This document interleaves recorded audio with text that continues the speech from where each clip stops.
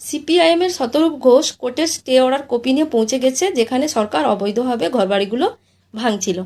বলছি যে যখন অবৈধ ঘরগুলো তৈরি হচ্ছিল, শতরূপ ঘোষ আপনি কেন আটকাননি? আপনাদের তো হচ্ছে অনেক লয়ার আছে আপনাদের দলে, আপনাদের তো উচিত ছিল যে অবৈধ বাড়িগুলো যখন তৈরি হচ্ছিল তাদেরকে আটকানো। তা আপনারা কেন আটকাননি? সেটা তৃণমূলের আমলে হোক আর সিপিআইএমের আমলে হোক, আপনারা তখন মদত দিয়েছেন যে বাড়িগুলো তৈরি হোক। হ্যাঁ, হয়তো বাড়িগুলো ভেঙে দিচ্ছে সরকারিভাবে, অনেক গরিব মানুষের হয়তো সমস্যা হচ্ছে, ঘর বাড়িগুলো ভেঙে দিচ্ছে, কিন্তু যদি তৈরি না হতো তাহলে তারা অন্য কোনো বিকল্প রাস্তা দেখে নিত। আপনি এখন সরকারের বিরুদ্ধে স্টে অর্ডার নিয়ে পৌঁছে যাচ্ছেন সরকারের বিরুদ্ধে কাজ করার জন্য। সত্যি অবাক লাগে। সরকারের বিরুদ্ধে কাজ করতে করতে আপনি কিন্তু রাজ্যের ক্ষতি করছেন, এটা একবার ভেবে দেখবেন।